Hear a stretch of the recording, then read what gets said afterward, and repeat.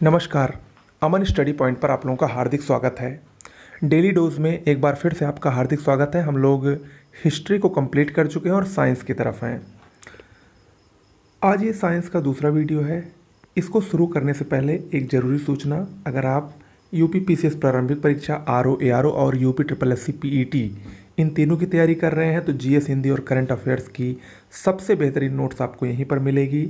आप इस नंबर पर व्हाट्सएप या टेलीग्राम के जरिए मैसेज करके ज़्यादा जानकारी प्राप्त कर सकते हैं। ओके, देखिए हम लोग जीएस डेली डोज में कंप्लीट हिस्ट्री को कर चुके हैं। अगर अब तक आप लोगों ने उस वीडियो को ना देखा हो तो प्लेलिस्ट में डेली डोज के नाम से कंप्लीट हिस्ट्री के नाम से एक प्लेलिस्ट बनी है, उसमें जाकर आप उसको देख सकते हैं। इसके अलावा आपको कुछ अमन स्टडी पॉइंट के आगे आने वाले कार्यक्रमों के बारे में अवगत करा दूं तो शीघ्र ही आपको पूरे एक साल के करंट अफेयर्स की पीडीएफ के साथ साथ वीडियो क्लासेस भी मिलनी स्टार्ट हो जाएंगी।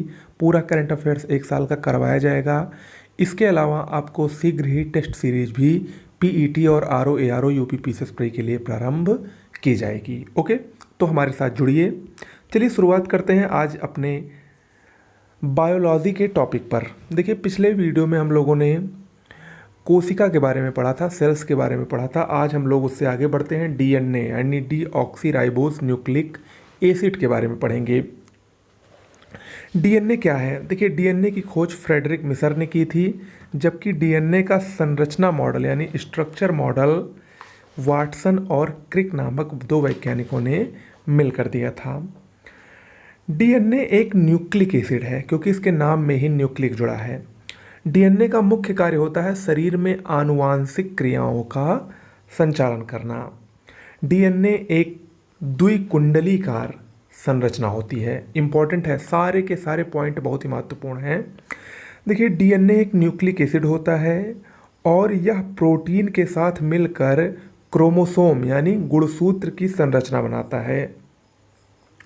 यह जो सेल्स का न्यूक्लियस होता है जिसको हम लोग केंद्रक कहते हैं, उसी में धागे के रूप में ये फैला रहता है।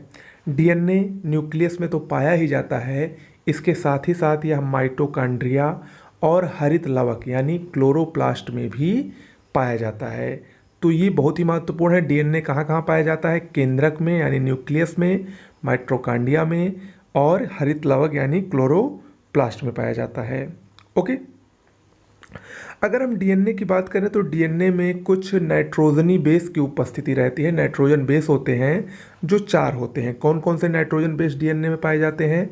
एडिनिन, ग्वानिन, साइटोसिन और थाइमीन। यहाँ पर थाइमीन याद रखिएगा क्योंकि अभी मैं जब आपको आरएनए के बारे में बताऊंगा तो डीएनए और आरएनए में यही एक अंतर है कि जो शुरुआती 3 नाइट्रोजन बेस हैं वो आरएनए में भी पाए जाते हैं, सिर्फ ये थाइमीन आरएनए में नहीं पाया जाता है।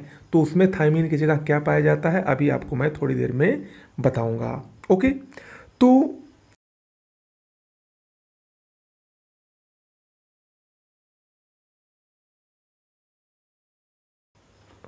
लक्षणों या गुणों को माता पिता से उनके संतानों में पहुंचाने का कार्य करता है, यानी आनुवांशिक क्रियाओं का संचालन करना, ये डीएनए का एक प्रमुख कार्य होता है। ओके, अब हम बात करते हैं आरएनए की। आरएनए का full form ribose nucleic acid होता है। ओके, आरएनए एक कुंडलीकार संरचना है। यह मुख्य रूप से केंद्रक यानी न्यूक्लियस और कोशिका द्रव्य यानी साइटोप्लाज्म में पाया जाता है। ये साइटोप्लाज्म में बिखरा रहता है और मुख्य रूप से ये प्रोटीन निर्माण की प्रक्रिया में भाग लेता है। आरएनए का प्रमुख कार्य प्रोटीन संश्लेषण है, प्रोटीन का एब्जॉर्प्शन है। ओके, आरएनए में भी नाइट्रोजन बेस पाए जाते हैं और इसमें भी 4 ही नाइट्रोजन बेस पाए जाते हैं, लेकिन इसमें एडेनिन, ग्वानिन, साइटोसिन और यूरेसिल नामक नाइट्रोजनी बेस पाया जाता है, जबकि उसमें यूरेसिल की जगह थाइमिन पाया जाता है। तो यही पॉइंट दोनों में अंतर को पैदा करता है। ओके, अगर आरएनए की बात करें तो आरएनए एक गैर आनुवांशिक पदार्थ है। ओके, आरएनए एक गैर आनुवांशिक पदार्थ होता है। अब हम बात करते हैं जीन की। जीन क्या है?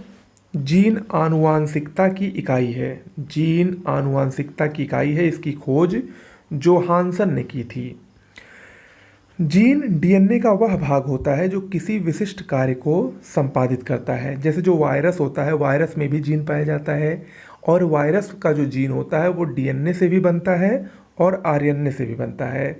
लेकिन यूकैरियोटिक जो जीव होते हैं उसमें जो जीन होता है वो सिर्फ और सिर्फ डीएनए का बना होता है, ना कि आरएनए का।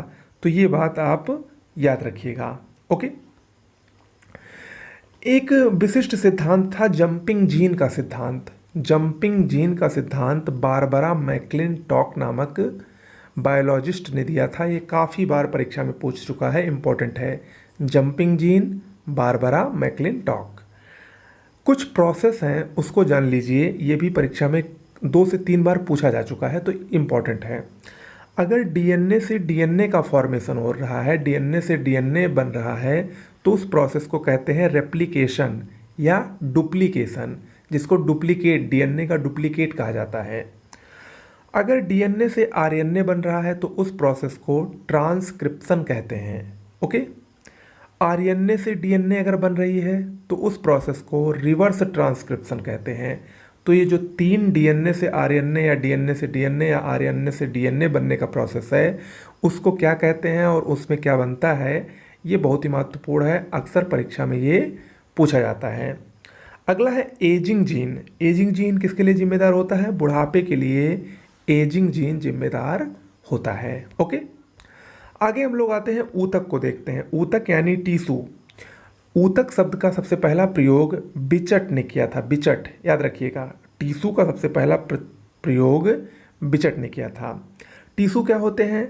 ये एक ही जैसी संरचना और कार्य करने वाली कोशिकाओं का समूह होता है। ये सेल्स का समूह होता है। जब कई सारी सेल्स लेकिन जो एक जैसी संरचना वाली हों और कार्य करने वाली हों एक जैसी, उनके समूह को ही क्या कहते हैं? टीसू कहते हैं, ऊतक कहते हैं। हिस्टोलॉजी के अंतर्गत हम लोग